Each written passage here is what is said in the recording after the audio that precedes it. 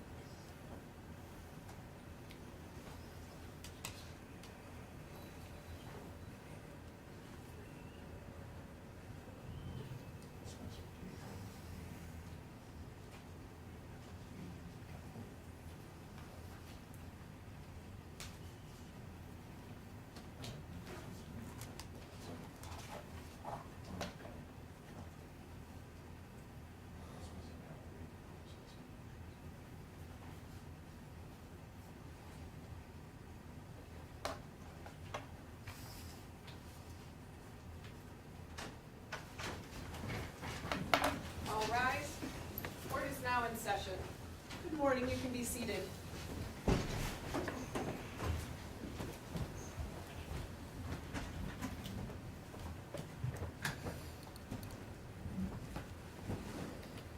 It's Wednesday, May 15th, 2024. I'm Judge Paschke.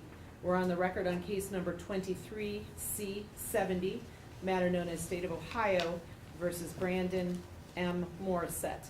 Mr. Morissette's present in the courtroom today. He's represented by Attorney Henry Hilo. Good morning, Your Honor. Good morning. Mr. Pleas, the Geauga County Prosecutor, is present in the courtroom, as well as Assistant Geauga County Prosecutor Nicholas Burling. We also have Ms. Walker from the Court's Probation Department with us via video. Mr. Pleas, will you introduce the case, please? Thank you, Your Honor. The defendant was indicted by the Geauga County Grand Jury in a 3-count indictment with specifications on May 2nd, 2023. And after much conversation with defense counsel and the exchange of discovery, the defendant changed his plea on March 21st of this year. He pled guilty to attempted murder, a felony of the 1st degree, and illegal possession of a deadly weapon in a school safety zone, a felony of the 5th degree. The court accepted that plea, set the matter for sentencing. There's been a pre-sentence report completed, and we are here for sentencing. Thank you. All right, thank you. Mr. Hilo, do you or your client have any reason why this matter should not proceed to sentencing? No, Your Honor, we're ready to proceed. And have you had an opportunity to review the pre-sentence investigation? I have, Your Honor, both today, the pre-sentence report, and prior to today, preparation for sentencing today with my client. All right, and do you or your client have any corrections or modifications or amendments you'd like to make to the pre-sentence investigation? No, Your Honor. All right, then you can present what you have to present regarding sentencing. Thank you, Your Honor. Do you want me to proceed now? Yes. Your Honor, before I would start, and on behalf of my client, I respectfully request my client's father be allowed to address this court. I will permit that. Would you like to do that now? I would like to do that to start off with, Your Honor. Yes, he can come to the podium. Good morning, Your Honor. Good morning.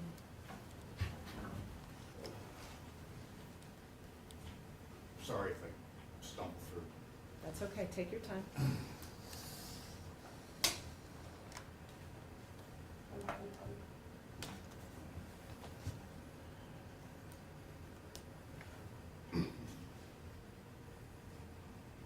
My son is a loving, respectful young man who took all his emotions and bottled them inside for over a period of years.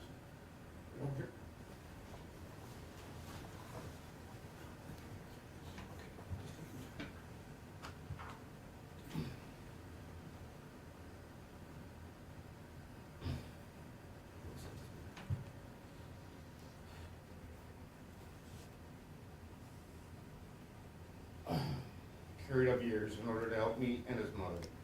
His mother was diagnosed with terminal cancer in 2019.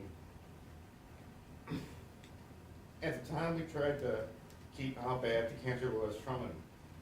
He still had the support of his friends and family until 2020 when COVID hit. I was one of the lucky ones who still was able to work in healthcare, but that meant I had to quarantine every day after work due to her condition. This left Brandon to take care of his mother the best he could, with me shouting instructions through the basement door. Brandon became isolated from his friends and family. Once some of the COVID regulations started to lift, his mother started to decline faster. Brandon watched his mother pass away slowly from home. He then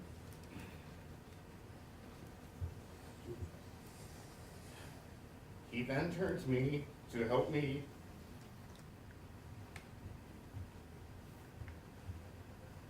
with my grief, never once asking for my help. When I visited him at the hospital after the incident, he greeted me with open arms, which were covered with over 50 knife wounds from him trying to bury his pain. When I asked him why he did what he did, he responded with, "I don't want to die in the same house as Mom."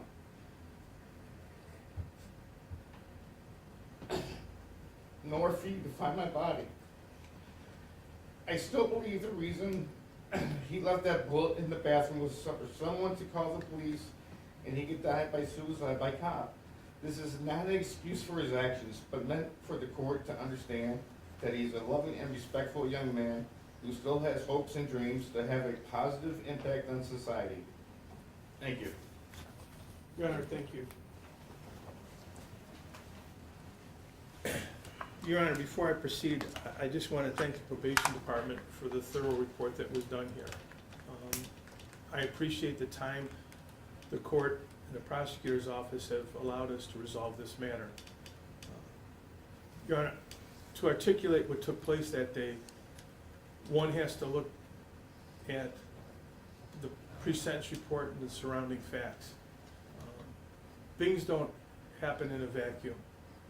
There's always something that leads up to something, and to stand before this court and say that the fear and the disbelief that took place in that school that day, especially in a community that has experienced this before, we understand that pain that it causes. But we have to look at it also as through Brandon here. His father touched on how we got to this point. And the sad point as to how we got here, no one could recognize it at the time. I have a young man who was self-mutilating, nobody noticed it. I have a young man that was caring for his mother who was terminally ill with cancer, and when all the energies were directed towards taking care of his mother, father and family still had attention on Brandon, but Brandon bottled up everything inside. When you look at the report and you read what took place and what was happening at the time this was going on, his family did take efforts when they noticed that there was a severe depression, especially after the mother died. He was prescribed Prozac, but he didn't like the way that made him feel. But he still had that Prozac, and on the date of this, when this all took place, during the night, he had made the decision that night before in early morning hours that he was going to take his own life. And he has been consistent on this, Your Honor, from the time, even when he talked to the police, the time I've met with him and with his father. He changed his mind because he didn't want his father to find him dead in the same house where his mother died. And that's when he found this gun that was in the house. And I think it's important to note, Your Honor, at least when the officers were upon him, that gun was unloaded. There were loaded magazines, there's no denying that. We're not here to change the facts. But he went to the school that day with the intent of taking his own life. And in discussions with Brandon, what changed was when he got there, this was the end of the school year. Graduation, everything's coming up. A couple kids came up to him and he realized he did have friends and he did have a purpose. And I think it's significant to note, Your Honor, he left the bullet.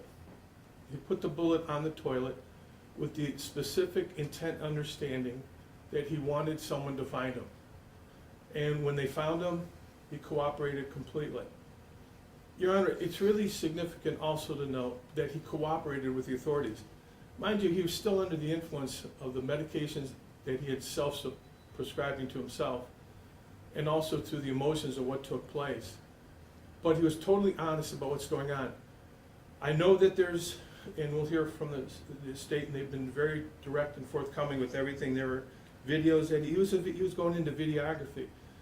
But the substance of everything was, when he looked at other people that had gone through this, how they were lonely or whatever went on or whatever took place in their life, when he wanted to kill himself, he wanted to do it in a place where he felt other people that had been cruel to him could at least feel some pain for what he did. But he did have one cognitive moment that allows him still to be here today. Your Honor, I've been coaching and doing things for the years with kids, and when you talk to a parent when their son or daughter tears an ACL or breaks a bone, and the parents feel devastated, their son's career or daughter's career might be in jeopardy. But one thing about that type of medical attention, you go to a professional, you can watch the recovery, and you can see that someone fully recovers.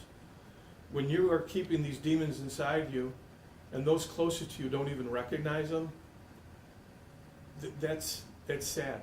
And this, as tragic and as fearful as that day was, I shudder to think what the future might have been that day, as does everybody else, as does Brandon.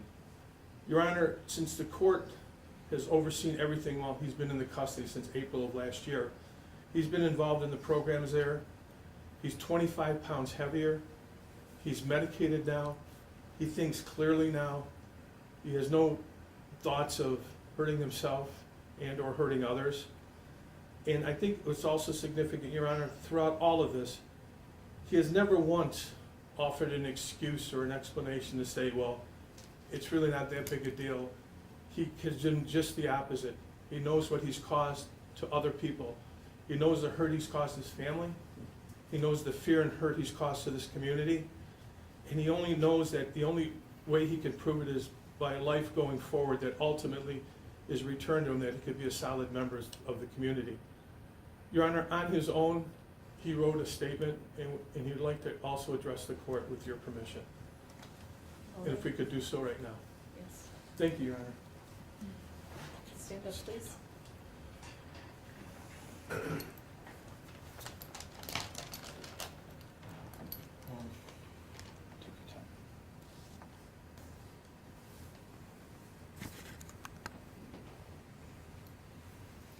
I would like to start off by saying that I am truly and sincerely sorry for my actions.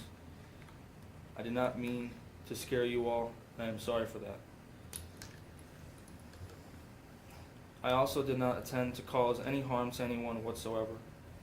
I only had the intention of harming myself.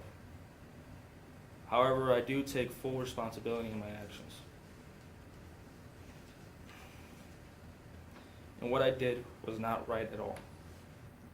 At the time, I wasn't right mentally, and I was going through a lot.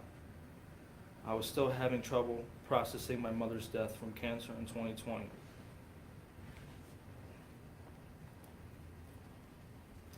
I have always had mental health issues when it comes to depression and anxiety.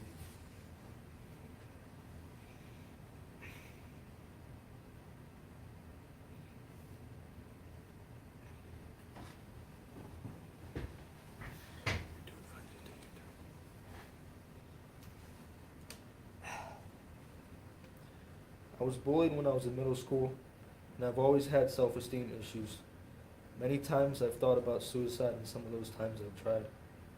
I'm not telling you these issues about my life to make excuses, but in the hopes that you can know me better and why I felt the way I did. In no way, shape, or form am I the same person as I was before. I am now doing everything in my power to be a different person. I am taking classes like RU and Climb to better my mental health. I would like to continue to better my mental health when I am in the real world.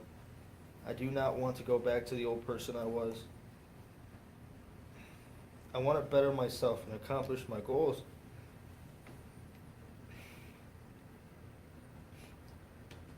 Have a family, and hopefully maybe even join the military.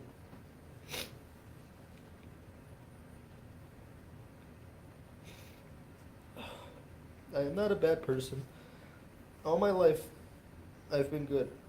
I've never gotten into trouble with the law or have gotten into any fights. I am a kind and helpful person and truly care for others. I just wish you were all able to know me as a better person and not the one I was during the dark time I went through. Please have mercy on me and please forgive me for what I've done. I promise if you give me a second chance, I will do whatever it takes to turn my life around. Thank you for your time. Your Honor, the only thing I would echo is with the pre-sentence report, that he has no background of any other criminal activity. And I know, I respect this honorable court, and I know the court will take all into consideration for the purpose of sentencing. And again, I want to thank the court, thank the prosecutor's office for helping us be able to resolve this matter and help the community heal. Thank you. Thank you. Please.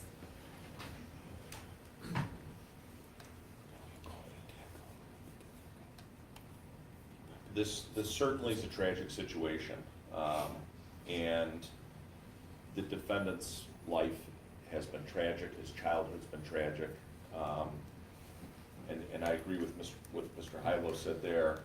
And you know, usually we're here before this court because something happened, and the challenge here is we're dealing with what could have happened, and the state recognizes there's a lot of mitigation here. Certainly. The state also recognizes that the defendant, while he's been incarcerated for over a year, has done about as well in the jail as one could be expected to do, and has availed himself of many opportunities. But while the defendant's life has been tragic, we're here because he planned to inflict an unspeakable tragedy on our community. And the court needs to recognize that and weigh that heavily when deciding what sort of punishment to inflict. Because I think that we're really on the punishment end here. There's the rehabilitation side is challenging. And there's been multiple psychological evaluations in this case. And I know that the court's looked at all those, we've discussed them. That's one of the main reasons that this case took so long to come to an end. But it's hard to get inside the defendant's head. We can't do that. But I think what we can look at are those psychological reports, and I think what we've decided to do is the state's presentation is just highlight some of the items in the psychodiagnostic report and express our concerns to the court. And again, we don't want to debate what was inside his mind or what could have happened. Let's look at the psychological report and what the psychologist concluded based upon their evidence and all the records. And Mr. Morrissette denied he had any motive for the offense other than suicidal ideation. However, according to the video he made and his statements to investigators, Mr. Morrissette had a great deal of anger towards those he felt had mistreated, bullied him. He felt like an outsider and that no one liked him. In his videos, Mr. Morrissette appears to align himself with the perpetrators of other school shootings, while at the same time looking upon the victims with disdain. In advance of the crime, Mr. Morrissette took medications to keep him from backing out of his plan. This behavior indicates knowledge of wrongfulness, as he intended to override any feelings or behaviors that might prevent him from reaching his goal. With regard to planning what the police believe was going to be a mass homicide, Mr. Morrissette reportedly engaged in many behaviors that would be indicative of preparation for an attack, otherwise known as warning behaviors. Mr. Morrissette indicated he planned a school shooting for several years. Mr. Morrissette apparently had a grievance with other students that he felt had bullied him and or did not like him. There is evidence of him having violent ideation. Mr. Morrissette researched other school shooters and the circumstances of their crimes. He said he shared similar backgrounds with them, identified with them, and seemed quite fixated on them. He also appeared to be fascinated with violence and interests in violence through video games, websites, and weapons. Mr. Morrissette stated he was going to perform the act in the library so that it would have the greatest concentration of students, thereby killing the most people. Mr. Morrissette brought a gun, ammunition, and a knife to school, saying he was going to use them during the attack. During this evaluation, Mr. Morrissette said he lied to the police during their investigation on multiple occasions, at times denying his actions and at other times admitting them. It should be noted, he not only admitted his homicidal thoughts to detectives, but also University Hospital's Geauga Center medical staff. So, again, very difficult to get into the defendant's head, but the best we have is a psychodiagnostic report. And again, there's plenty of mitigation here. I'm certainly focusing on the aggravating factors. But when you look at those aggravating factors, I think you do get into the defendant's head a little bit. And I think but for the actions of a student at the school, school administration, and the school resource officer at the time, but for their actions, it does appear that a tragedy would have occurred. And the court needs to think about the impact that would have had on our community. And even though this was stopped, the impact it still had on our community. I mean, we're all parents here. The idea of getting a call that the school's on lockdown and surrounded by law enforcement and that someone brought a gun to school and you can't contact your kid, you got to somehow pick up your kid, they're having a staging area. This had an untold impact on our community, even though the defendant's plan was ultimately thwarted by law enforcement. So, based upon those issues, and still in taking account into the mitigation, the state is recommending a definite prison term of 8 years, that would be 12 years indefinite, and waive the fine, and obviously give credit for the 399 days that the defendant has served. And forfeiture of the firearm that was utilized in the offense. Thank you. All right, thank you. The court has reviewed the pre-sentence investigation. I reviewed a letter provided by Mr. Hilo from Mr. Morissette's father, which was quite similar to his statement made here in court today, and I believe that was provided to the state. The court has also reviewed the plea agreement. I've listened to the statements that have been made here in court today, and I have reviewed the entire record in the case.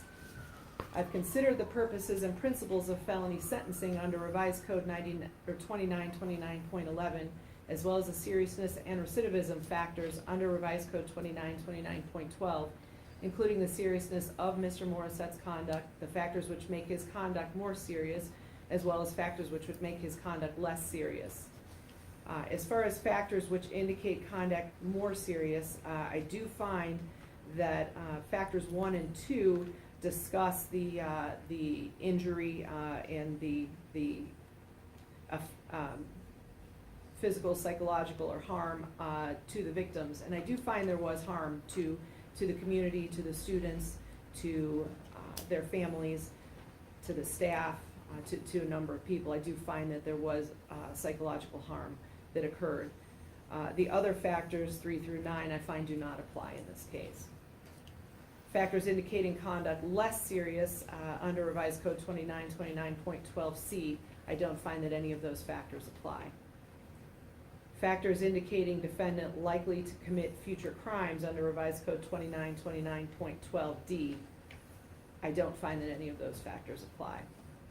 Factors indicating defendant not likely to commit future crimes under Revised Code 2929.12e, I do find that prior to committing the offense, Mr. Morrissette had not been adjudicated a delinquent child, factor 1. I do find factor 2 applies, that prior to committing the offense, the offender had not been convicted of or pleaded guilty to a criminal offense. And I find that factor 3 applies, prior to committing the offense, the offender had led a law-abiding life for a significant number of years. So taking all of those into account, as well as the other things that we've taken into account, Mr. Morrissette, I heard your statement that you made here in court today, and I read the statement that you submitted to the court prior to today's hearing. I read the letter of support from your dad, and I heard what your dad had to say here today, as well as your attorney. I understand that you were depressed, and I understand that you were in a horrible place after losing your mom. I'm not unsympathetic to the situation you were in, and I believe and understand that you were in a really bad place.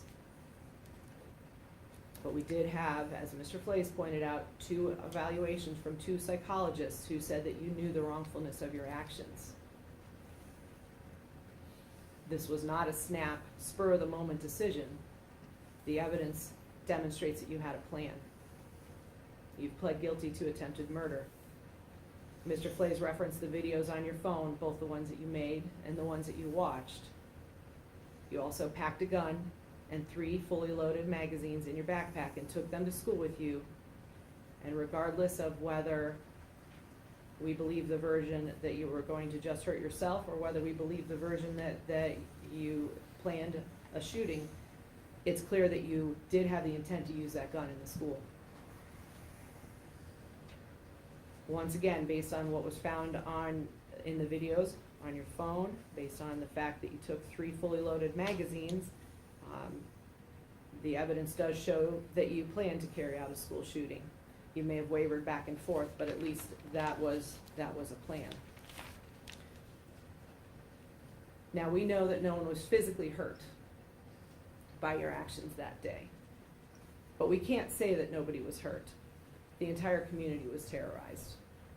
When that shelter in place occurred, it was terrifying for the students, it was terrifying for the faculty and staff, it was terrifying for their parents and families. And some of the responding officers that responded that day were some of the same ones that had to respond at Chardon High School. You can't say no harm was done to them. Your conduct in establishing this plan and taking action to carry it out has to be taken seriously, and the sentence has to reflect the seriousness of that matter. For that reason, I find that the state's recommendation is appropriate. As to count 1, I sentence you to a term of prison of 8 years in prison.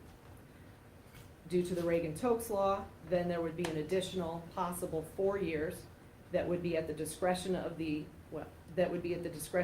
Ohio Department of Rehabilitation in the event that that additional time is imposed. You would be entitled to a hearing, so that would be a total possible maximum of 12 years. Counsel, did I explain the Reagan-Tokes law Yes, Your Honor. appropriately? Yes, Your Honor, for the record, we object to Reagan-Tokes, just for the record. I understand, thank you. Thank you. All right, I also order forfeiture of the Smith & Wesson 910 handgun.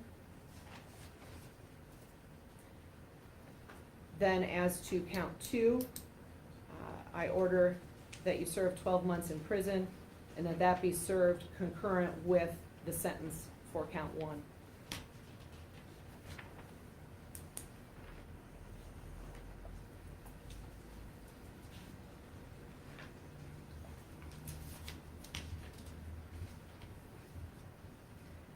We will give you credit for time served in the amount of 399 days. I am going to, and I guess I'll ask Mr. Flays. Mr. Flays, is the state moving at this time to dismiss the first and second specification to count 1 as well as count 3? Yes, Your Honor, we are. Okay. The first and second specifications to count 1 are dismissed, and count 3 is dismissed. Mr. Morrissette, I order you to pay the court costs in this case. If you fail to pay any financial penalty or cost, the court may order you to perform up to 40 hours a month of community service until the court is satisfied that you're in compliance with an approved payment schedule. If you perform community service on this basis, your financial penalty or cost will be reduced to the extent of the federal minimum wage. The court isn't ordering any payment plan or community service at this time, but renders judgment against you for the cost for which execution may issue.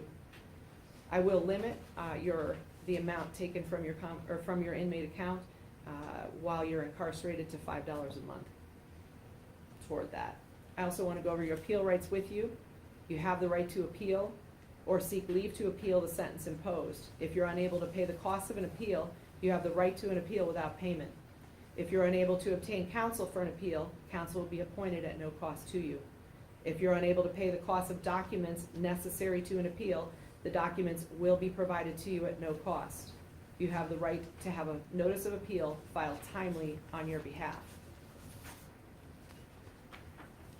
All right, I believe that covers everything I needed to cover. Mr. Flays, is there anything else we need to address? Just the PRC advisement, Your Honor. Oh, yes.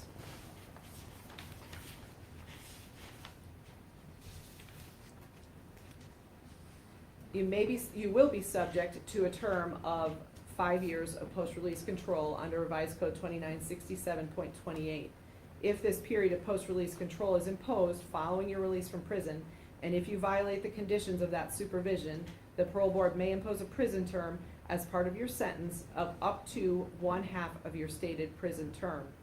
If while on post-release control, you're convicted of a new felony offense, in addition to being punished for the underlying conduct, an additional prison term of 1 year or what time remains on your post-release control term may be added as an additional penalty, and that may be added consecutive to any time imposed for the new offense.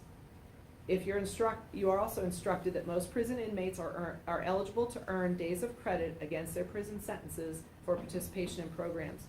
Said days of credit, if you're eligible to earn them, are not automatically awarded, but must be earned in the manner specified in the statute, which is Revised Code 2929.14 and 2929.19.